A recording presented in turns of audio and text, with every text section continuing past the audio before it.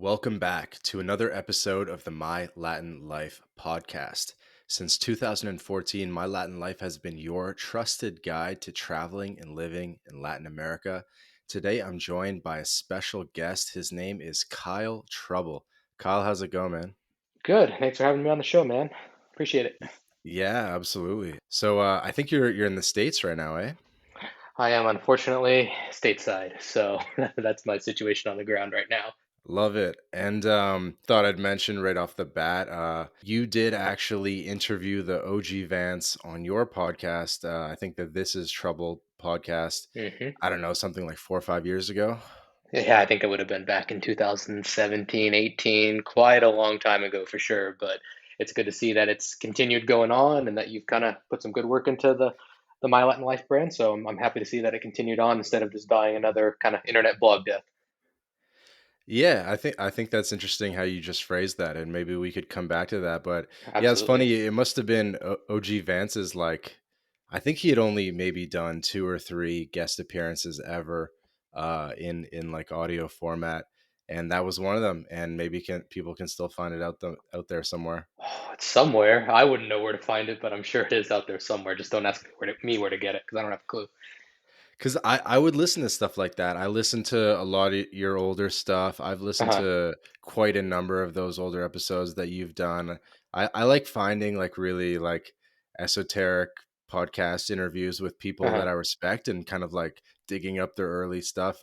Kind of because you know it's rough, but it's also kind of cool to see like maybe how someone's thinking has evolved and stuff like that, and see the trajectory. Yeah, I think he might have been on my Dating Abroad podcast. I did 100 episodes of that, and that was premium stuff. I charged like $5 a month for it. I still sell that archive. And he might have appeared in that. Maybe I also Yeah, still that ran sounds like the right. Kyle Trouble podcast and a few. I did like three or four over the years. So yeah, he was definitely on one of those, and it was a good time. That's funny, man. Are you still podcasting a bit? I'm not. No, I just decided it wasn't something I really wanted to continue to do. I just kind of got burnt out on it, just always scheduling people and kind of just trying to plan that, especially over in Eastern Europe. It would be a lot easier now that I'm stateside, but it was just kind of not something I wanted to continue doing. I didn't find money wise it was as profitable as just writing, so I just kind of kept with that.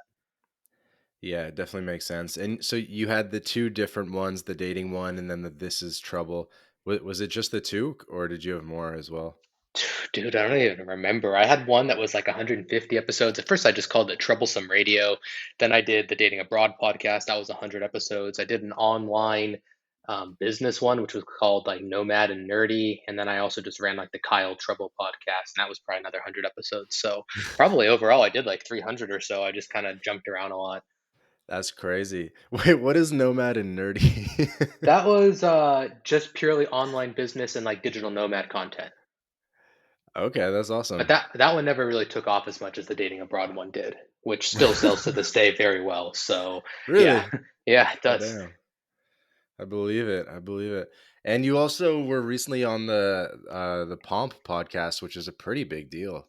Yeah, that was pretty cool. Yeah, that was he reached out to me. He's been following me for a while, and he reached out to me and was able to be on his show. So that was pretty neat. That was probably the biggest, closest to the mainstream I've ever come. The actual mainstream will never allow me to actually be on, so that's as close as I'm gonna get.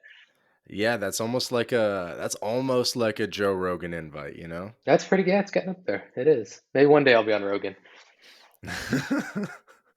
Do it, man. Do it. Yeah. Funny. And you know what? And so I am more of a novice podcaster. I think I've done maybe 25 or 30. hmm And my approach was very like chill. Like I just sort of speak in my normal voice. I mean, half of them I was like a little bit buzzed for. And I just thought, whatever, we'll just get it out there. It doesn't have to be perfect. But now I'm kind of like, okay, maybe I should start working on this craft of podcasting and think of it almost in like a really smart way that I see like Tim Ferriss doing, and how I've listened to him talk about how to podcast. So hmm you've probably learned quite a bit about podcasting and I guess audio content along the way. Like what have been some of your like epiphanies, or how have you like changed your approach over time? I would say you either have to pick one or the other. So you either have to go the really casual route where you're getting people on and you're kind of being like your best friends with them, or you need to go the more formal route and you need to actually plan an agenda. You need to send questions beforehand. I would go one or the other. I always thought the most fun I ever had was when I actually would have people in person on the show. And it was usually just my friends who also lived abroad or did online business. And we'd have a couple glasses of whiskey and we'd record them together live. And those were always the best ones for me.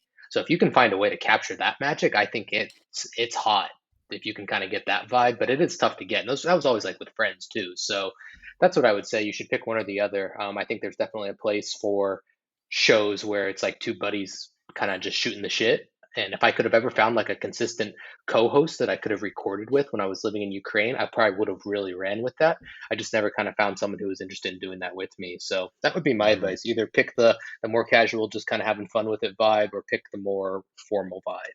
But it also kind Hmm. of depends, if for example you're getting a really big name on the show and they've agreed and you don't know them that well, then you can't really just come on and start poking fun at them or whatever it is. So you kind of have to go that more formal way sometimes. I think you can even kind of update it from show to show, but you need to be clear, like, hey, this Hmm. is just a fun one. Or you need to be a little more serious with it. Yeah, well, just poured up some Merlot, thinking There you about go. like a whiskey fueled in person podcast. So, who do you think were some of the other digital early like digital nomad people, early live abroad people, a category that I would put yourself in? I would say probably my biggest inspirations probably was Roosh and then Bold and Determined, kind of seeing what those guys were doing with the blogs. I think that's what really kind of got me started. And, that was how I originally started, was just a basic, WordPress.com blog. I didn't even have my own domain. So that's how I started it. I submitted a couple articles to Return of Kings, Roosh's site. And Hmm. he then brought me on as a weekly columnist, which I kind of then was able to I started my own blog then. I bought an actual domain, took it seriously, and started just being able to backlink to myself. And that's how I built, my initial readership. And at its heyday, before all the SEO changes, that blog mine was doing several million views a year. So that's where it really kind of took off for me, was being able to, those guys, they were the real inspiration, I would say. And they both kind of gone the very religious route and really have changed their perspectives, which has been very fascinating to watch. But they were probably the two biggest influences. And they were both, probably 10, 15 years older than me. I don't know exactly what. So they were just far enough ahead where I could look up to them and say, hey, this is working. They're a little bit older. They're kind of walking the walk. And then I just kind of started and took my shot at it. And thankfully, it really worked out for me. And who is Bold and Determined? I've never heard of That's them. Victor Pride. Really? Mhm. Boldanddetermined.com. Victor Pride. That was like, Victor oh, Pride geez, rings a 30, bell. yeah, 30 days to discipline, that kind of thing. It's all gone now. I mean, let's see, if you type in boldanddetermined.com now, I think it's just his goodbye post saying he found Jesus. Nope, it's not up anymore at all. So yeah, It was that like was a kind of, manosphere type of vibe. yeah, oh yeah, definitely. It was different back then. It was a lot of self improvement, a lot of people just writing and sharing their stories, and it was far less commercialized and a very different vibe back in the day. Let's talk about Rush, I guess, for a second. It's interesting. Yeah. You know, I'll preface this by saying, we do things clean around here. We keep this will be a PG 13 podcast episode, but like, how deep did you get into it? Did you read like A Dead Bat in Paraguay? Did you read the other books? I guess you I obviously were contributing to the one of his websites. I read a couple of his more serious books, but I can't remember what they were, to be honest, now, and I don't even think he sells them anymore. So I don't know. All I know is that I wanted to get out there, right? So I took my first trip to Poland in 2014, and it really just took one night out there for me to say, I have to leave the West, and that was just the goal, one night out. And then, I did like 5 countries that trip. I went home, and then later that year, or sorry, the next year, a year later, I went to Budapest for 10 days, and I went with my friends, and we had the time of our life. And then I was really sold. So then that fall, I took a trip to Colombia, where I actually met our mutual friend Jake Nomada. And Hmm. then after seeing him, I mean, he was like broke as hell at the time. He was making like $1,000 a month, What year was this? 2015. Wow. I mean, he was broke, and I was making six figures almost as an engineer, as a senior engineer. I was 23 years old. Jake was making like a grand a month, counting his freaking pesos in his suitcase, but he was way happier than me. I was just like, what am I doing wrong with my life? And that trip was in November. I think I came home like on November 25th, and on December 15th, I had a plan already to leave. Because I remember that day, I called my parents and said, I know, I went to college and I got this degree and I got a really good job now, but I'm quitting the job and I'm going to be a blogger. And I said, I'll be home for Christmas in a week, and you guys can ask me questions then. And that was pretty much it. And then February 16th, I quit that job. So yeah, basically that final straw of seeing Jake was like 3 months later, I was gone. He was the inspiration. I don't want to give that guy too much credit, but he was definitely somewhat of an inspiration. Not inspiration, I shouldn't say that, but he was just like it was the catalyst. Like, what am I doing wrong? Why is this Right, like guy a like data point, yeah. like someone that you can point to and be like, all right, it's hmm doable. I'm like, yeah, his I life mean, is so much better. if this idiot from Kansas, I hope Jake you're listening. Um, No, it was really the final straw. I'm like, yeah, this guy is so much happier than me. But like, what am I doing with my life? So that was it. yeah, I'm fucking around because yeah, Jake's gotta get on the show at some point. But no, that's actually nuts that you met up with him in 2015. How did you guys get connected? And was he already like putting? I'm guessing this must have been from one of the forums He had a site back. I don't even remember already. what it was called. Yeah, no, we were just came up together Oh as yeah, bloggers. I guess we Yeah, probably shouldn't say the name, but yeah, yeah, we I shouldn't. think I know what you're talking about. I Yeah, think he so. had that, but he wasn't. I don't think he was making dick from that blog, to be honest. I think most of his money was just some freelance writing clients, and yeah, that was way back then. But we had known each other probably since 2013. It's probably going on a decade. I've known Jake. I have only met him in person once though, so it's funny how we've actually stayed in pretty good touch over the years. And yeah, Mhm. that was how it all worked out. That was the final straw that broke my back. That's funny. And was this so you said it was in Colombia, right? I do remember reading some stuff from you when you were like talking about Barranquilla. Cartagena and riding jet skis and popping No, I bottles never and went how to that Cartagena. was it must have been on the coast. I remember like a Uh, jet ski. Santa Marta and Yeah. Barranquilla. Yeah. Yeah, and that and yeah, and so doing that, jet skis, bottles, and you were like, "Oh my god, it's so cheap and everything's cool." And that was like one of those impactful early trips for you. Yeah, it really was. I mean, it was the combination of all three of those. The first one kind of whetted the appetite, and I was thinking, yeah, I should probably do something.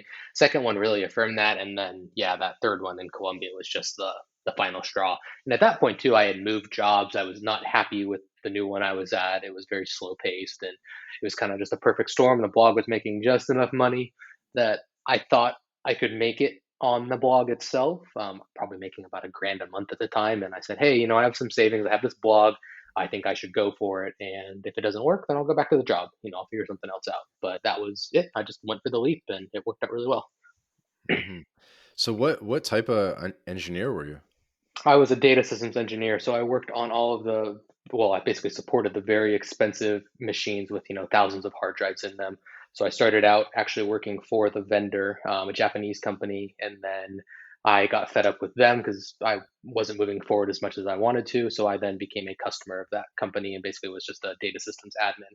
So yeah, I ran the data centers for basically a think tank for the government. That's pretty cool. Like, so that would be very in person because it's like mainframes and that type of stuff. So that was not Yeah, gonna get remote. no, definitely not.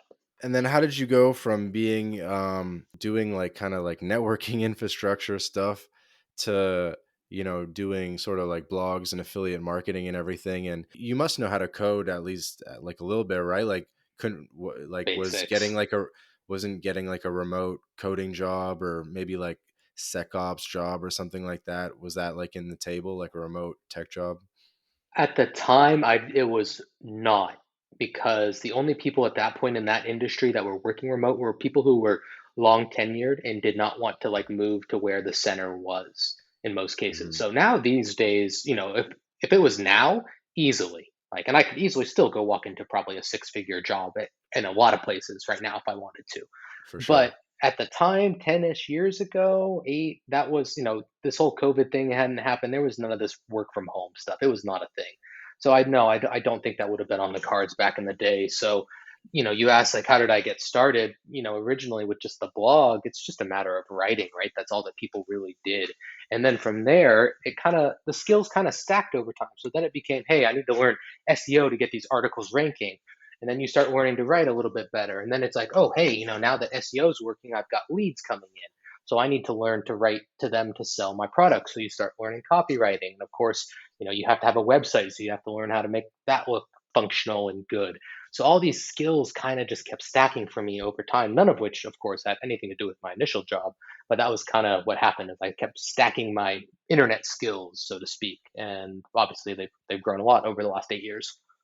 Hmm.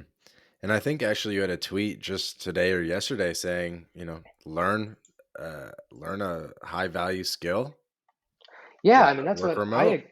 I agree. It's people these days, instead of chasing the big shiny thing like the next drop shipping, the next crypto, the next NFT, whatever it's going to be, just figure out something you're good at and then sell it, and sell it business to business.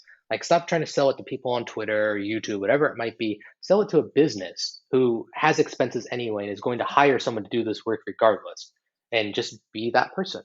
And it's really simple to do. And instead of trying to flounder around with all this stuff, which is a lot of trends, a lot of luck, just build an actual business is what people should do. Hmm. Because a lot of your businesses or passive income sources are consumer facing, right? It's just like a person picking up a subscription off you and things like that. So But you kind of do both. it's a little different though, because I started this 8 years ago, built a massive email list, and I've emailed that list every day for the last 5 years. So Is it's that true? very pretty Is that much. I true? took a break for about 3 months, like last year. But yeah, I have subscribed to the daily email mantra and mindset, and yeah, almost every day since 2017ish. Holy hell, So man. when you do that, if you're really willing to put in the work, of course you can sell straight to consumer, but most people aren't willing to put in that work. They're not willing to do that grind. And I can, easily say where my luck came in was getting such a strong start by, being a writer at Roosh's site and really kind of being at the right place and right time there. But I've obviously nurtured that audience over time. Most people don't have the patience to do something every day for 5 years. So that's where I'm like, just find something you're good at and sell it to another business instead of trying to be another person selling Right. digital products or memberships. Right. Just help a business cut expenses or make more money. It's that simple. Exactly. Yeah. And that's a lot easier to get started with, right? I always tell people you don't have to make the next Facebook. You don't have to figure out, the next Amazon. You just need to figure out how to make enough money so you can be happy. And that's the goal, like for a lot of young men, right? They're like, I want to move to Latin America or I want to move to Eastern Europe. It's like, so stop worrying about how to make 100 grand a month. Why don't you make 2 grand a month, which is enough to live? Then all of a sudden you no longer have a job and you have all the hours in the day. You'll keep going. Just figure out how to make that baseline, which is your expenses and what you need, and then go from there. Then start trying to scale it up instead of, trying to hit a home run right off the bat. Yeah, definitely makes sense. Yeah, I think it's definitely totally different these days. Hmm. Where I was actually just looking at a chart yesterday from Peter Levels, the Nomad List founder. Hmm. I'm sure you're familiar with, and it was like the remote salaries he was showing were so high. It was insane for Yeah. salaries, and like worldwide because he did every region. And I actually respect his data sources and trust his data sources probably almost more than like some random like Pew Research poll or something. You know what I mean? Because Hmm. his fan base, they believe in transparency and whatnot. So it's pretty good data. And so it's like, and he broke it down like Asia, Latin America, North America, Europe. How much are remote workers making? Median, upper bound, lower bound, and I was like, these numbers are mad high. Hmm. And I tweeted this some thoughts on it, and he responded.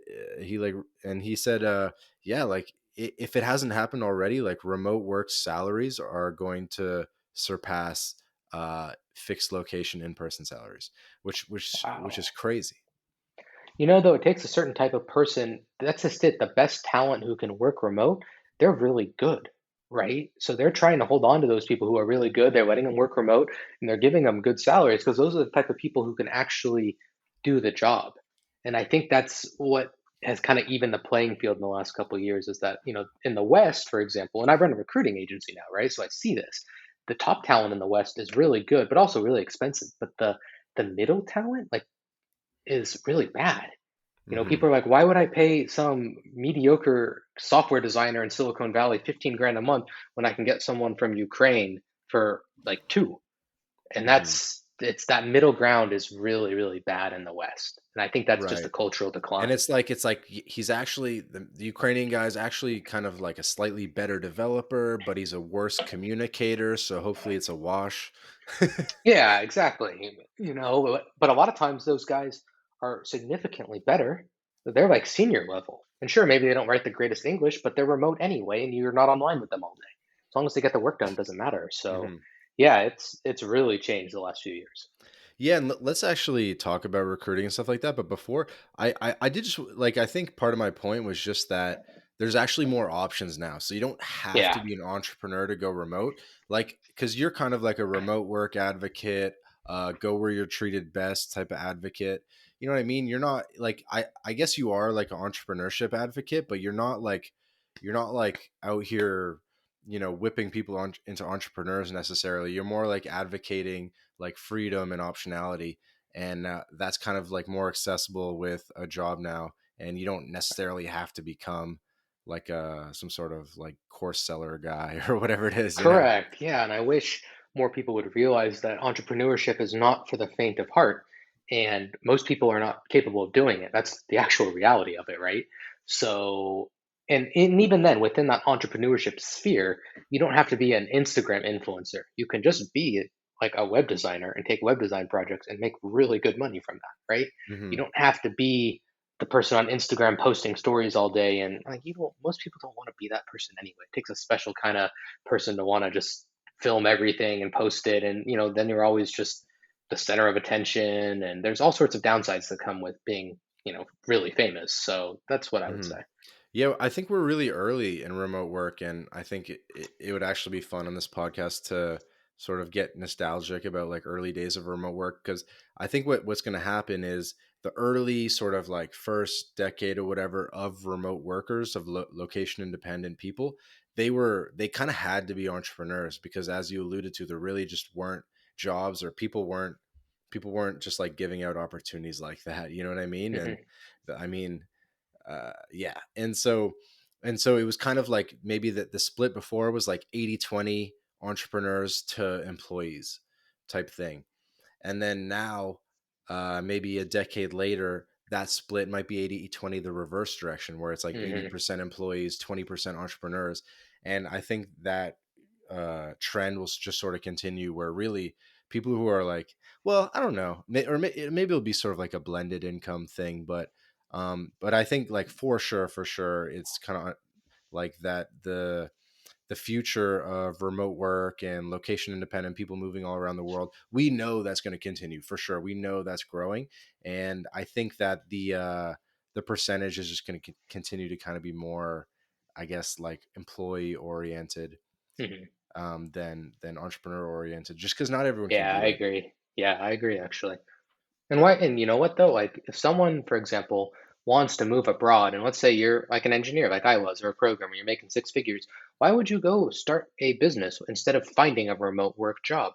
Find a remote work job where you can slack off for half the day. If you're any good, in most cases, a 9 to 5, you only need 4 or 5 True. hours. So take the job, and then if you really want to be an entrepreneur, just do it on the side. Go live in For Latin sure. America, collect your six-figure salary, save 80% of your income, and start your business in the free time.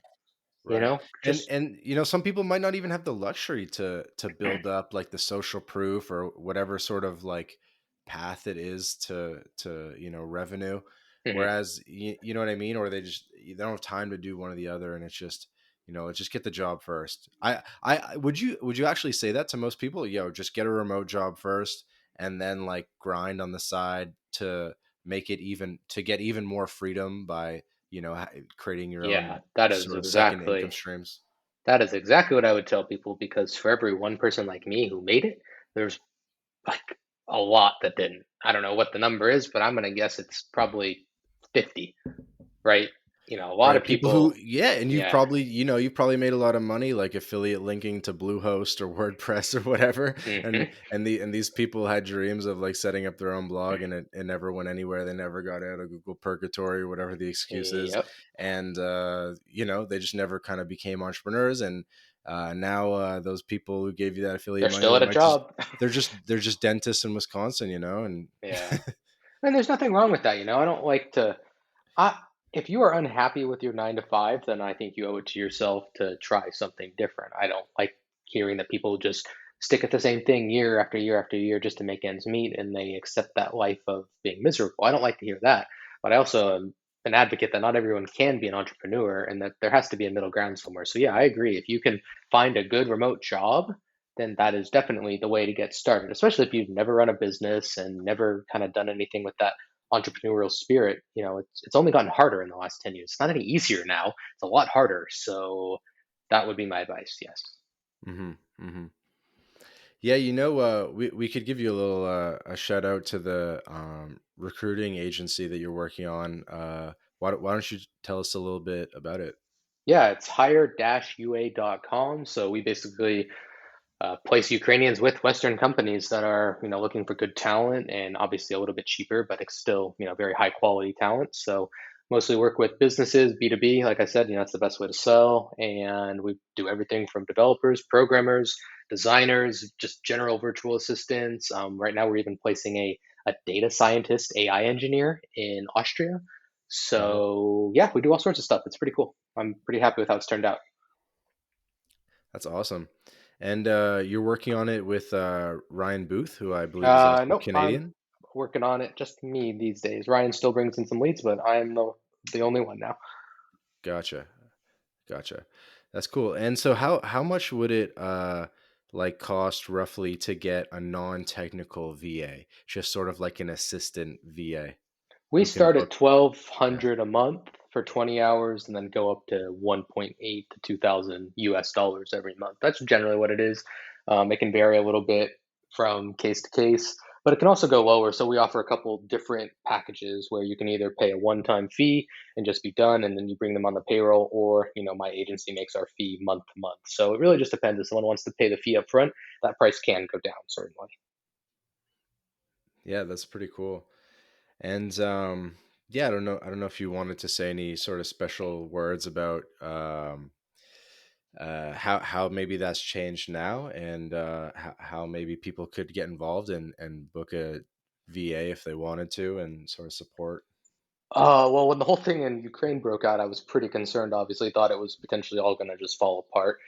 Thankfully, that has not been the case. A few weeks there where it was pretty tough, but it's actually really doing very well now, which is nice. But yeah, if you are looking to hire pretty much any position that can be remote, obviously, if you want someone to, flip burgers at McDonald's or something, it's not going to be a fit. But anything that can be done remotely, where you're looking to hire someone, just go to hire-ua.com and just book a calendar link, and then either myself or one of my employees, Katya or Sophia, will be on the call and kind of figure out if it's a fit for you.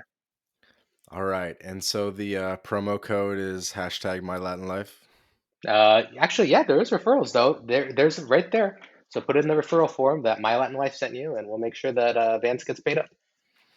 There you go. Because I know there's a lot of supposedly rich Twitter guys out there making 20K a month doing no work. So why not hire one of Kyle's TAs, VAs for 1,200 bucks a month, and support the good fight. Oh, are we gonna go into money Twitter? That's always a good one. It sounds like you're tempted to. I don't have I'm hit not the me. one with a glass of wine in my hand. Well, Just don't believe everything you say. See, that's what I'll say. Just don't believe it. you know what? I mean, I know that it is a low level for the most part. I mean, um I don't know. I'm from a rich neighborhood, from a rich city, so I grew up around like real wealth. So I don't really like when I see this stuff, I'm like, this is funny. Like if you tried to pull this stuff in my neighborhood, like people would know you're like a poser. Hmm. Yeah, I couldn't agree more with that. I mean, I grew up relatively middle class, but I, you know, it's very obvious to me that if you got to shout from the rooftops about how much money you're making and how rich you are, then that's just that's not the case, right? Eh, It's really that simple in I a mean, lot of I the don't time. blame anyone. You got to make content about something, and there's a whole movement about build in public, which Yeah. actually Nomad List does, where it's like, okay, we'll share some metrics, revenue, we'll share some things, and sort of give back to the community. So I don't mind that stuff, but um, it's just funny that they think I don't even know. I'm pretty new to it actually. I only really got on Twitter when I started helping out with my Latin life like 6 months ago, and I'm like, yo, Twitter's the sickest app, to be honest, because Get I've out met while so you many can, people. dude. No, it is. It's really good for networking. It's really good for a lot of things, but it's like any social media, too much of it, too much scrolling and just getting sucked into it. That's not the way to go for sure. Who yeah, I don't even know. Do do you have any more thoughts on money Twitter No, not or really. Twitter in general? No, I don't. All right. I think recruiting is actually a cool business. I have another unreleased episode with another guy. I'm not sure if you've seen him online, and they his company is called Gringo Jobs, and what they do is they hire Latin American talent and help Latin American engineers get jobs at U.S. companies, as Hmm. software developers and technical stuff. And it's genius. And um, like it's one of those business models that where when you're hanging with friends and drinking, especially as like a digital nomad guy, you just kind of say it. You're like, yo, like we're just gonna open an office in Mexico and like arbitrage the talent and book it out, and it should be pretty straightforward. You know what I mean? It's a Yeah. uh, you probably, I mean, so how do you think about it? How did you build your company? Obviously, it can't be that easy. Well, I mean, I've done a lot of different things over the years, man. So, I mean, it started obviously with my blog and my personal brand and daily emails. And then I built an olive oil company that was based out of Croatia with a reader and friend of mine, selloolive.com. And then what was I doing? I was doing some e-commerce stuff. And then it was like in late 2020. It was just there was some really good Ukrainian. I don't know what happened, but I think I just stumbled on some Ukrainian job boards and like saw a few CVs and said, "Hey, these people are very talented." And obviously, I see it because I'm married to a Ukrainian. I lived there for almost 6 years, so I could see just how skilled people were. And then, of course, every time I ever call anyone for any support, you always get the Filipino or the Indian call centers if you're calling an American company. And so I think that Mhm. was kind of where it started was, hey, there's like a fit. Why aren't more people hiring Ukrainians instead of, the Philippines and the Indians?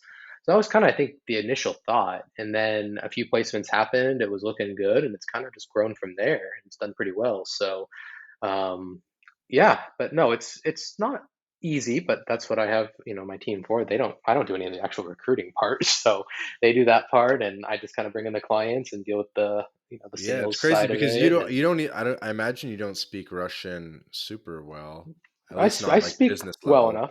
No, definitely not. But no, I don't need to. They handle everything, and obviously, we pretty much are only sourcing people who speak English, so that helps in my Right. case. But yeah, I'm not the one looking through all the CVs and the job boards and everything. That's what my team is for. And then, as candidates get scheduled, they might ask me to verify a few things or look at one or two. But for the most part, I'm pretty hands off now, which is good. Hmm. And so how do you like how do you sort of source the talent, and to what extent do you um for back lack of a better word, sort of like manage the talent? Like, do you find people in the Ukraine and you're like, I'm gonna find you something like hell or high water, stick with me? Or is it kind of a bit more like transactional, like, hey, I have this thing, like, do you have availability? You know what I mean? Like, do you stick with like core people, or do you just like find anyone? Or Oh, I'm not going to go too much into the process, but basically, yeah, we have a database of people we've already pre-screened on some level that have expressed an interest in it. And obviously, if someone has like let's say a 6 month contract and they did really well, then we'll always try to find them something else if it's a fit. So for the right. most part, though, yeah, my team they go out and they find the candidates. They always keep some ready, and then we have a screening process that they go through. But I focus more on the client side, so the businesses, right? Because I'm the Westerner, I'm the one who speaks native English, so that's my job. And my goal, and that's where we make the money, right? It's not from the employees, it's from the employers, so they have to be happy. Right.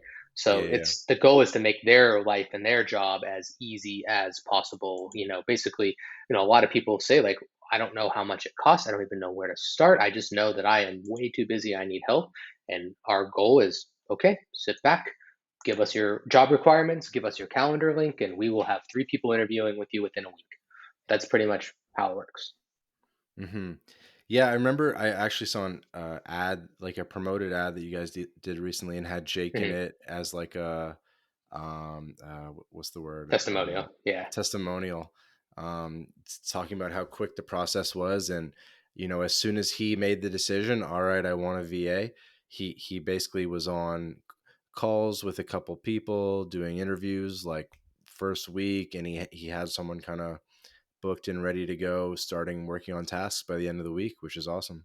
Yeah, that's the goal. Take it all off the client's hands. That's what we say is, three interviews within a week, sometimes within a day or two, even. So it moves fast. Yeah, that's awesome. Do you have a personally, like a personal assistant because you're such a baller? Now, well, so the first girl that was hired for this business was doing that. And now we're busy enough, she pretty much just does recruiting. So I may have to hire a new personal assistant. I had a Bulgarian once, I had a Filipino once, and then obviously I had the Ukrainian who's now just the recruiting manager. So I've had three over the years, and depending on how this continues to go, yeah, I might have to hire another one. But at this point, basically, I have a client manager and a recruitment manager, and Hmm. they do everything. So Sophia talks to the clients, Katya talks to the candidates, and they just do what they need to do.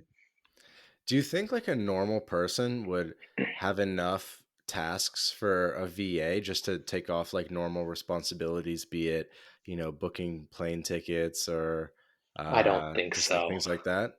I don't think so because even business owners tend to overestimate how much help they really need. Like a lot of people that say they need someone full time, it really is only part time. They're just too scatterbrained and they're doing too many things, so they think it takes more, and it might take them longer. Who knows? But generally speaking, like a normal person, no, I don't think so. Like booking plane, like how long does it take an average 30-year-old to book a plane ticket these days? No, I get it. Right? I don't know. It can't be more Be than. I think I'd be able to like assign like random tasks that I need researched and stuff. Maybe.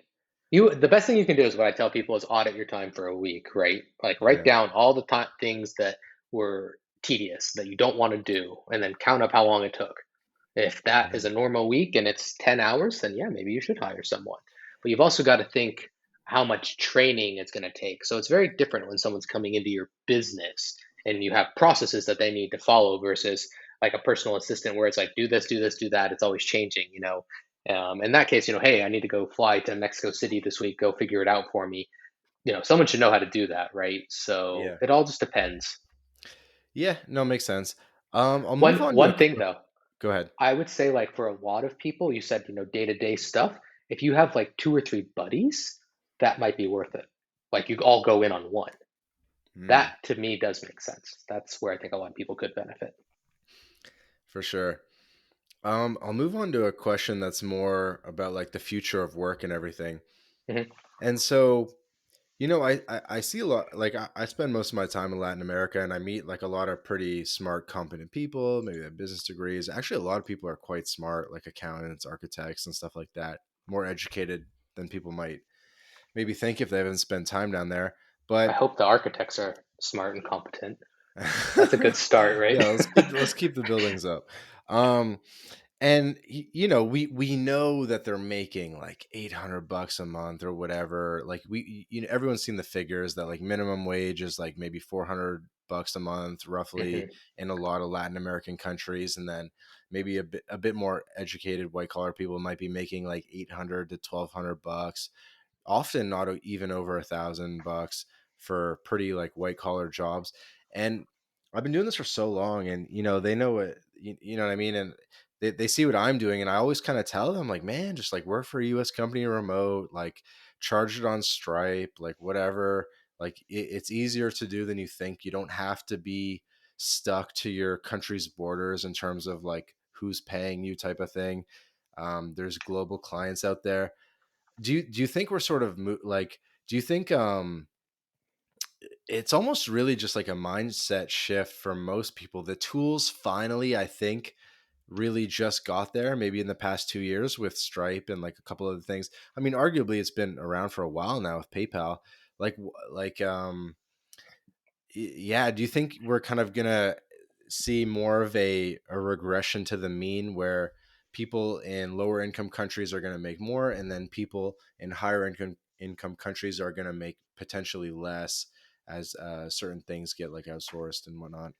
That's a good question.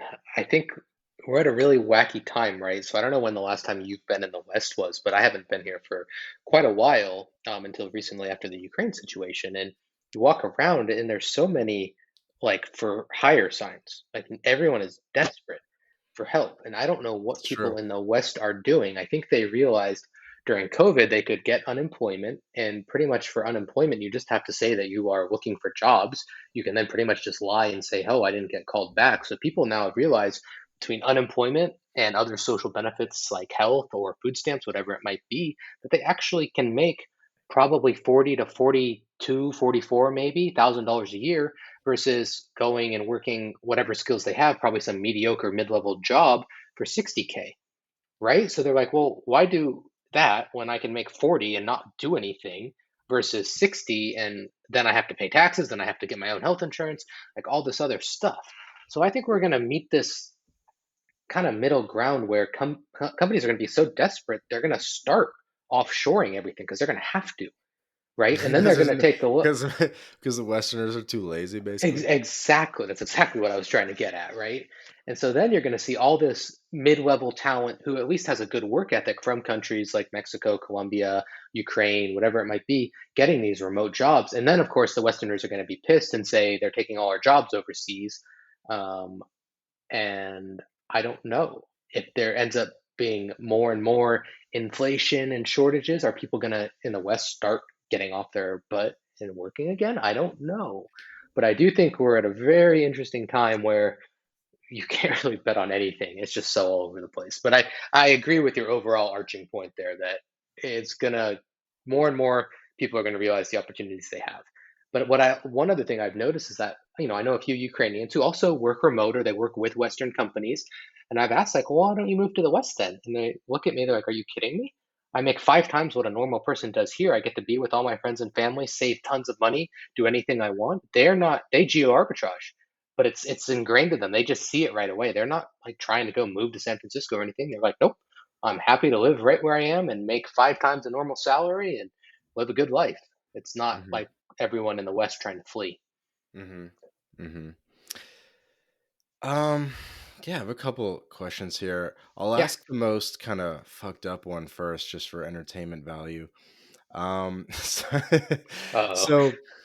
so, like, why don't, so if you just assumed, like, on average, like a most, sort of like a base competency in English, in the candidates that you're looking for, and maybe a base competency in like a couple different things, why don't we really just go to like the people in the world that get paid the lowest? This is actually a humanitarian question more than a fucked up question, but why don't we just go to the places in the world where the salaries are literally the lowest in the world, but at least the internet's like reasonably stable, and we just pay them like literally 5 times what they're getting paid, and it still might only be like 5 7 bucks an hour or whatever it is, like very economical.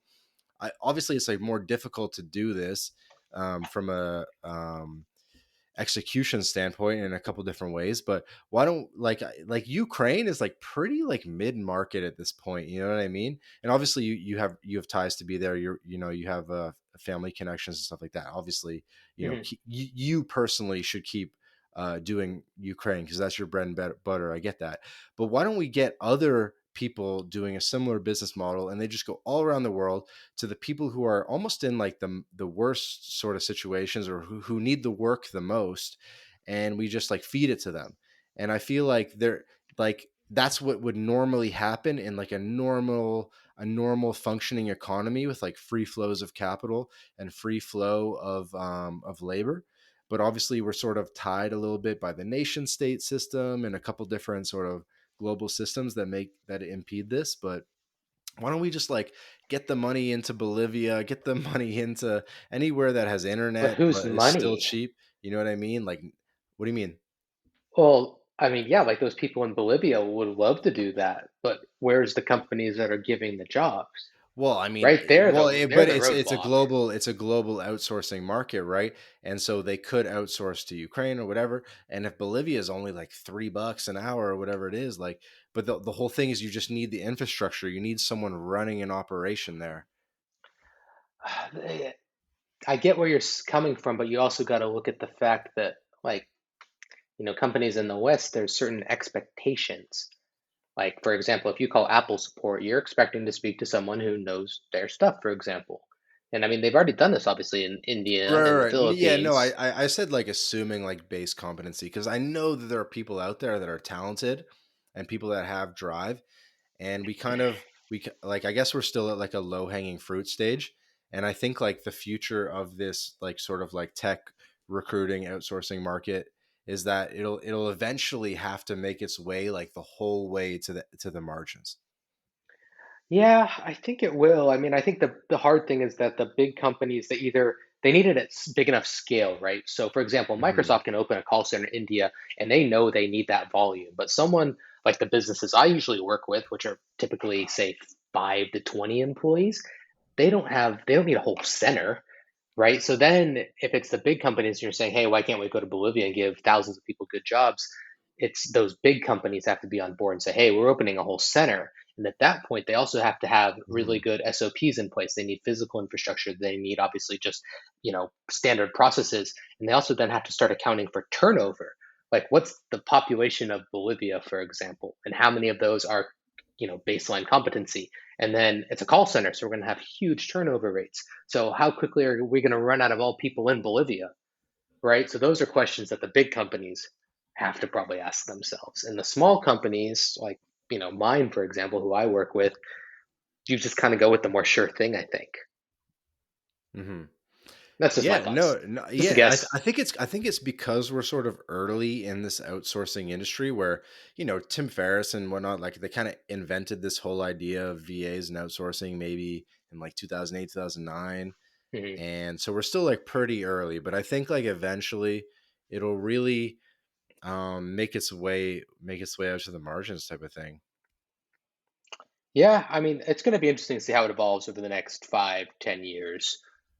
It's going to be a very different time in the world, as they've all kept saying for the last few years. So it'll be Mm-hmm. interesting to see how it turns out. But you know what? I'll also give you, Kyle, like sort of like a counterpoint that actually um, uh, speaks well to what you're doing, which is I saw like a tweet recently from Sam Parr, which is like the My First Million guys.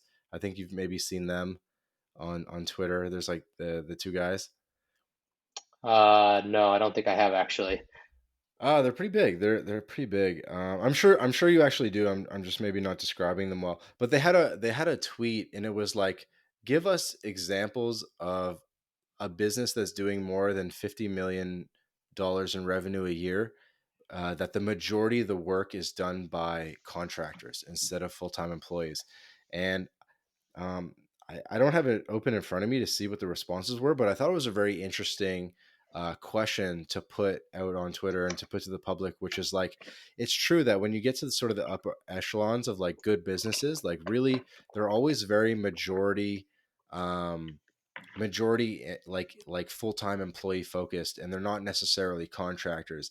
I don't know if Mhm. it's just like a problem of like herding cats or something, but like what are your thoughts on that? Are have you seen success like have you seen examples of like really big, 8 9 figure billion-dollar companies where really like the contractors are the doing most of the work? Maybe Agora copy or Agora Financial, those copywriters, but I think they all Hmm. bring them in-house. I don't know. I don't know, man. I can't think of one off the top of my head.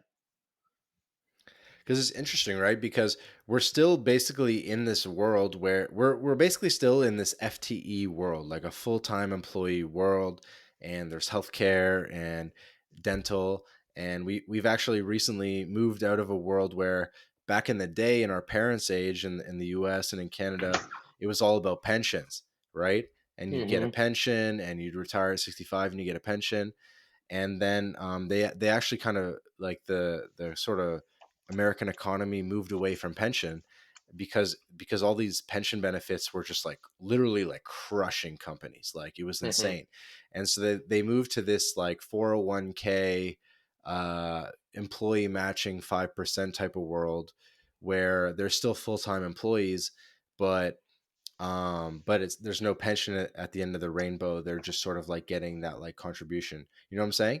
Hmm. And so and then from there, almost like, somewhere like on that path down the line is a world where people aren't even employees anymore, and they're not getting that 401k 5% matching contribution. They're actually contractors or freelancers. And there's incentives for that because it sort of maybe like it gives companies more flexibility at the end of the day. And so we're kind of like slowly like moving along the spectrum. Hmm. Yeah, I agree. I think it's yeah, I mean, obviously the pension system's totally overbloated. If you just look at the government ones, it's not sustainable. So yeah, I mean, companies are going to try to. At the end of the day, an employee needs to make more than they cost, right? It's just Hmm. economics. So people say, "Oh, that's slave labor," whatever it is. It's not. It's just how the world works. So yeah, I think we are going to see more and more people needing to become somewhat financially independent. I think even if you look at 401ks, people are starting to realize like, oh, well, hey, I've worked my whole life, I've saved up, but what good does it do me if the dollar is worth 25% of what it used to be, and there's shortages or there's massive inflation or whatever it might be. Everything's gone up in price. So people are, I think, our generation realizing more and more, you have to just like kind of go at it yourself on some level. You have to be thinking outside of the system. You have to make your own investments to a certain degree and kind of just be willing to call the bullshit. Yeah, I think that might be a good takeaway from what I was saying in a rambly way, which is that like these companies are not going to take care of you forever. You know what I mean? Correct. The Yeah. way the way they might have back in the day. Yeah, no, they're definitely not. And that's also been reflected though in what employees do, right? So back in the day, like my dad, for example, worked at the same company for 25 years until recently. And whereas I worked at already two major corporate jobs by the time I was 24. And had I stayed in it, I probably would have been in another three by now. So people are also no longer loyal to the companies either. I think people have smarted up to that. Definitely. Remind me, what state are you from, man?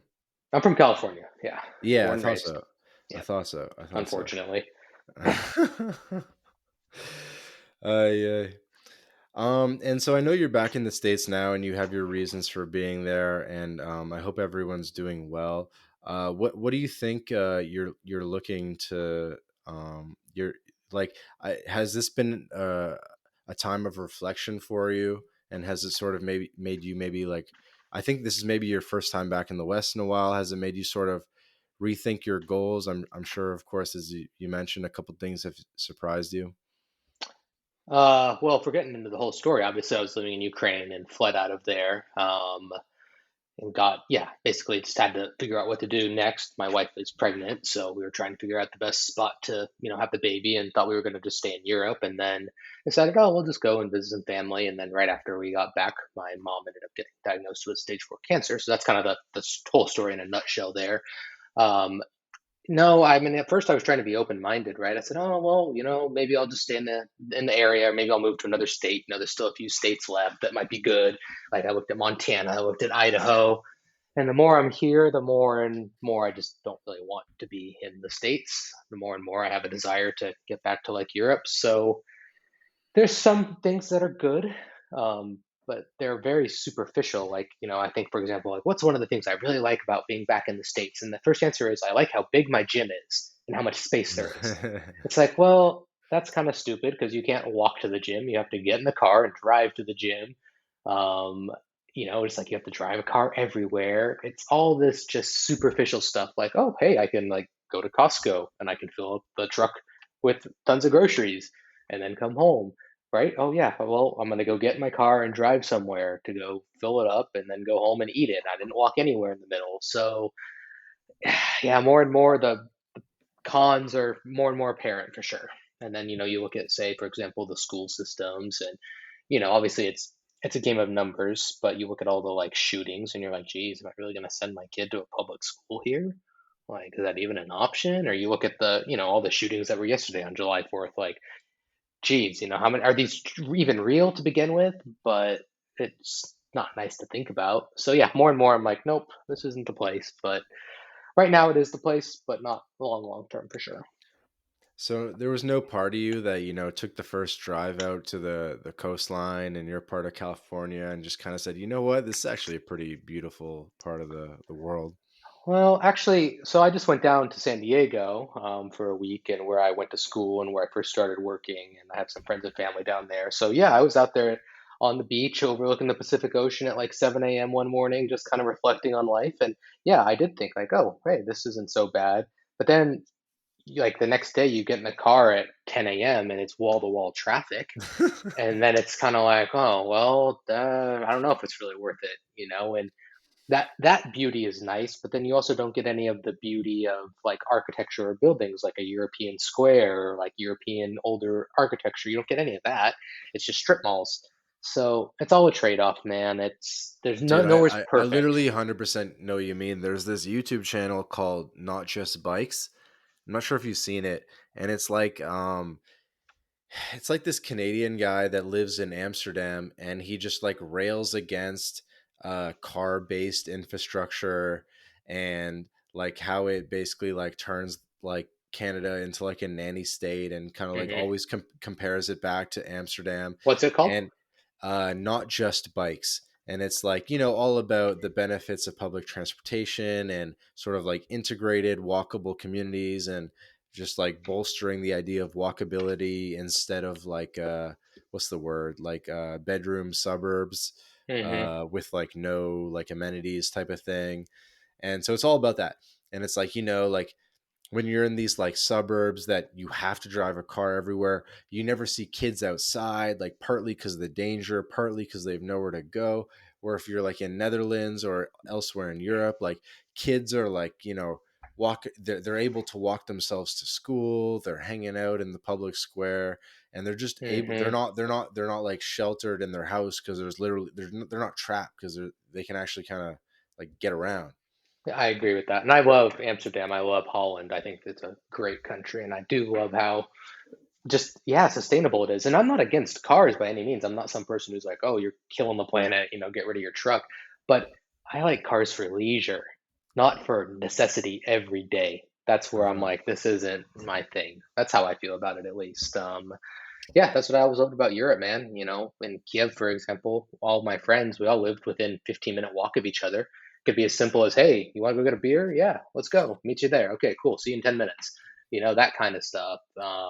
And just that ability to walk everywhere, the gym, the grocery store, cafes, work meetings, everything, all being able to walk by foot is nice. It's a good way to live.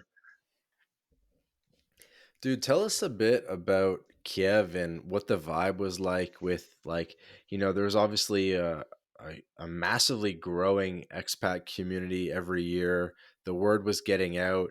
It was getting saturated to the point where people were like, "Oh, this is like Medellin level, like too many gringos." But no, but really, I mean more like what, like bring us into the vibe of like there must have been cool like internet entrepreneurs.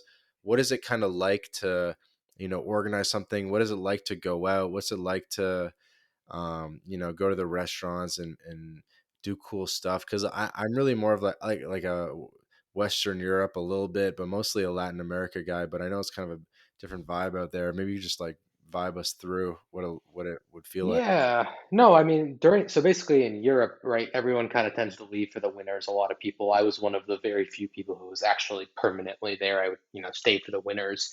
But overall, I mean, in the summer and spring and the fall times, there's crews of 10, 12, 15 people.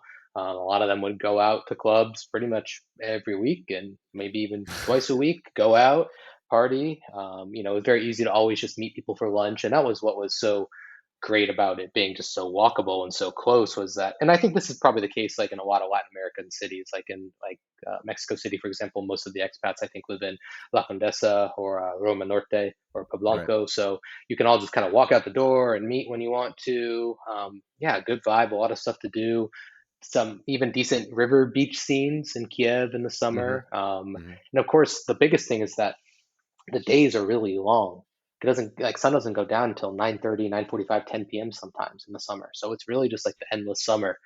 Some of those days they are just so long, and it's just spectacular for it to be 10 o'clock and it's still pretty light out, and then it's just some spectacular sunsets as it goes down too. So yeah, a good growing nomadic kind of community. A lot of people live in there and kind of just starting to integrate themselves. It was nice. And you had been there for like many years. Were you like hosting people? Like, did you put people up on your couch or Oh, hell no. uh, Hell no. Are you haven't kidding me? Absolutely not. No. like? No, I But mean, you met you like people would come through though, and you must have met up with a lot oh of yeah, the like big hundreds. names kind of over the years. Hundreds. Yeah. No, I mean, I was always known too in a lot of circles as just one of the guys who was permanently there. So yeah, all the time I'd get someone new hitting me up asking for information. No, I don't host any random people really for the most part. I'm not like that. I'm not so generous. But yeah, no, a lot of people came through and it was a really good place.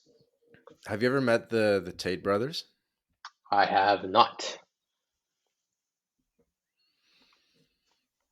I think they I'm came just there sometime, but no, I've never met them actually. They're in Romania, I think, is where they're based out of, right. which I've never been Um, to. It's one of the few countries in Europe I haven't. So yeah, just a hop over from. I mean, you practically share a border, Moldova in the way. yeah, it's pretty close.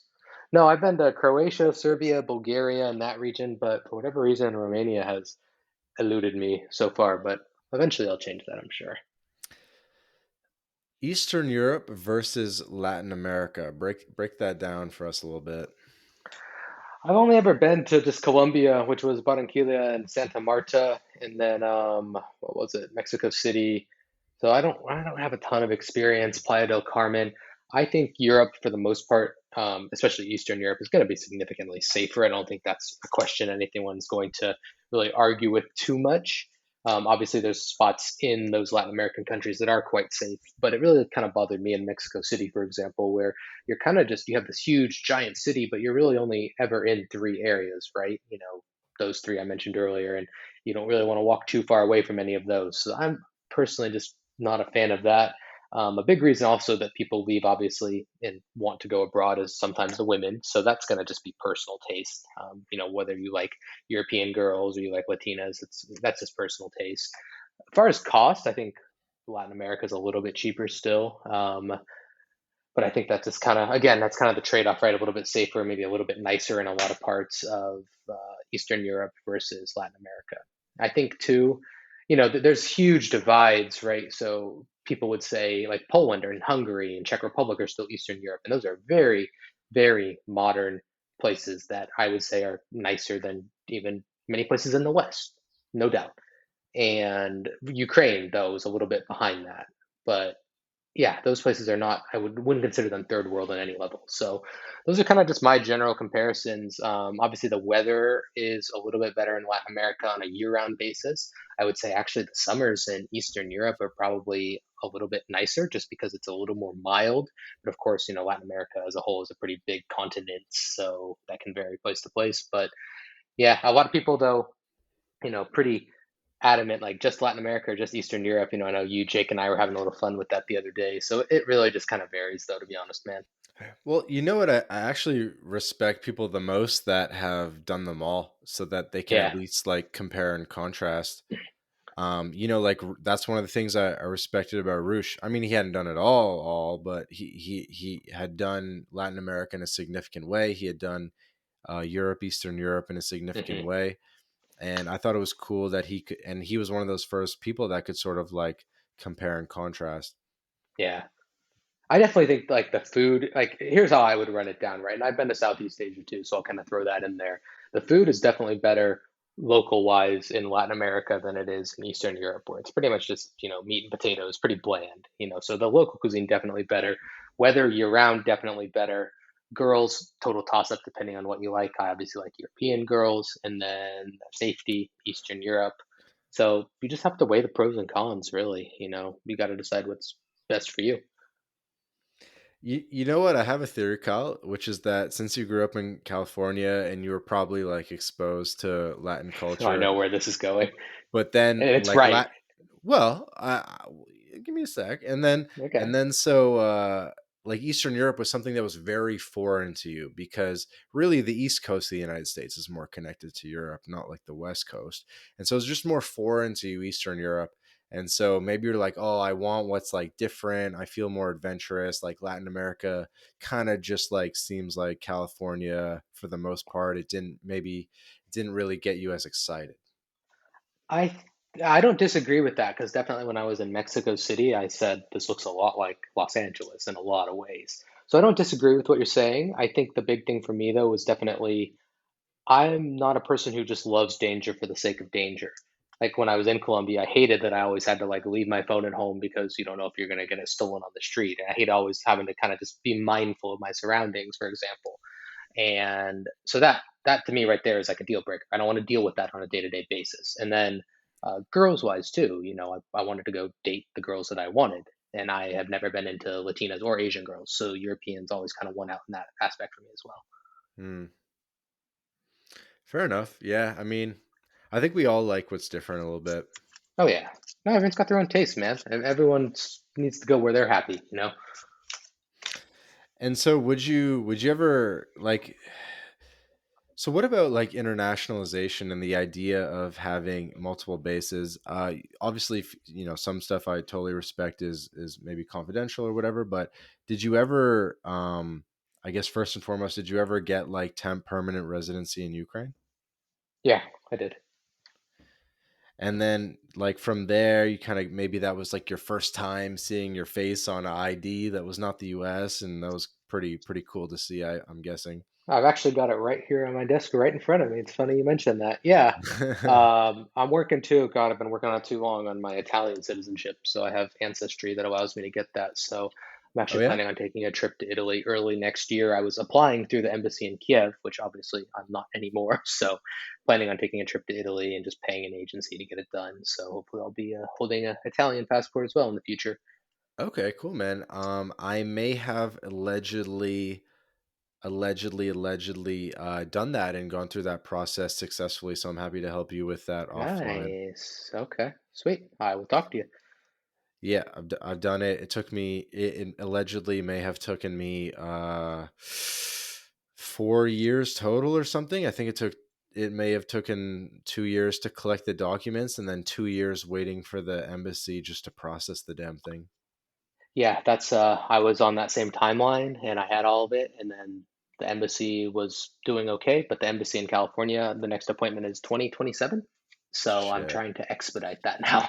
Right, and you must know that it's actually faster if you go to Italy. You sort of like set up like Yep. sort of like a residency thing in Italy in a comune, and you can actually like short circuit or shortcut having to go through maybe like a Californian thing, and so it can Yeah, actually happen much faster if you that's my go to goal. Italy and are on the ground and basically just like sort of go through the steps on the ground.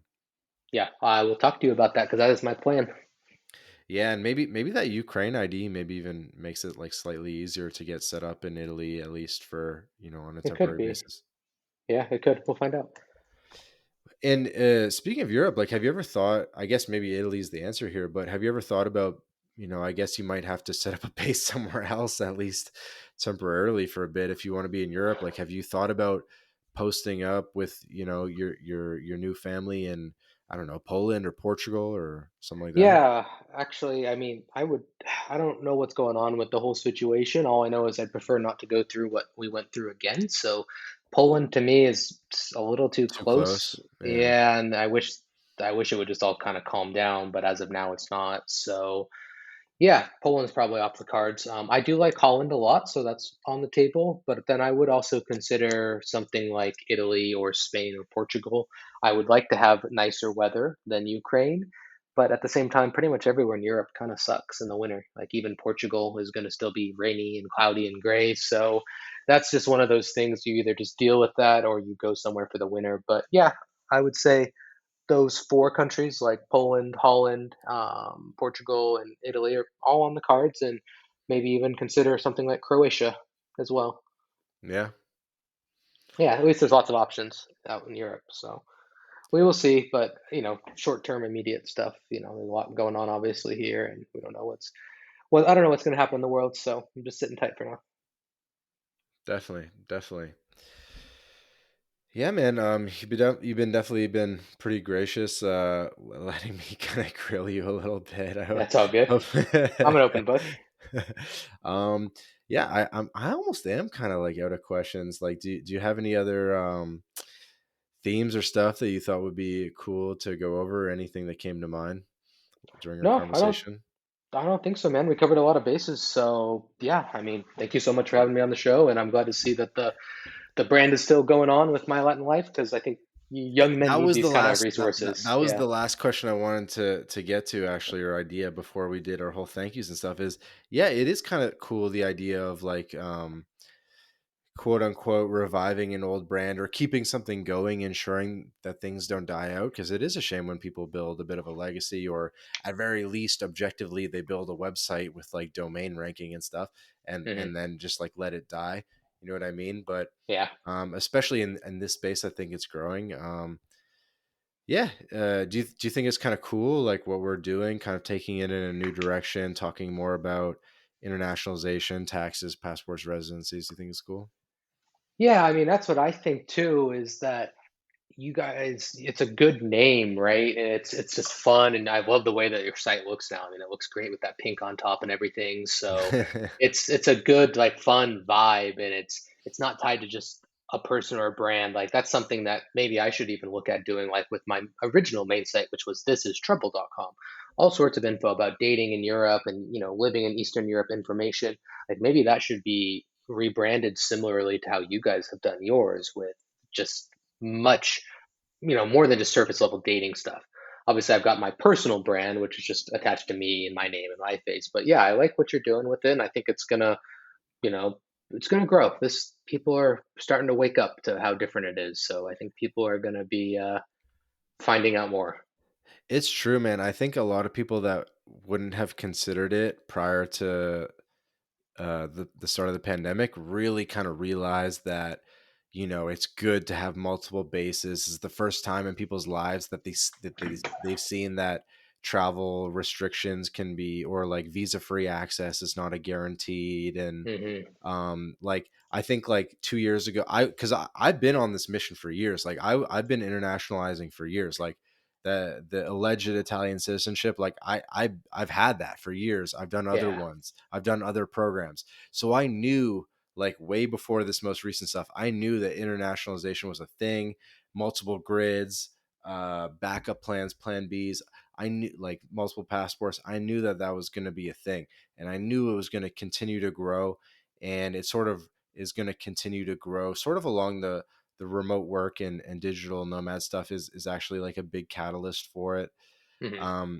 And I definitely knew that was going to grow, and it's cool now. I'm still just sort of playing around, but I definitely have big ideas for doing something really, really cool and really helping people internationalize, because I think every single person should have a plan B. Every single person Agreed. should have a second residency permit somewhere, a second travel document in some regard. Yeah, I fully agree, man. People are gonna need to, or else, yeah, they're gonna learn hard lessons if they don't. We'll put it that way. Yeah, not much more to be said. Everyone needs to be internationalizing, whether it be a passport by descent, like Kyle's talking about doing, or just putting in the time, like literally moving somewhere, or investment, just like spending the money on a passport. I mean, and there's lots of ways to internationalize that aren't necessarily a passport. There's, you can set up bank accounts, you can make a company more international than it currently is. There's definitely like a lot of different things you can do, but I think it's really important to not have all your eggs in one basket, right? Yeah, 100%, man. 100%. Sweet. Well, Kyle, thank you so much for hopping on and having this conversation today. Absolutely. I certainly appreciated hearing your perspectives, and catching up, finally talking, and hopefully we can find some ways to collaborate in the future. Sounds good. Thank you so much for having me, man. I really appreciate it.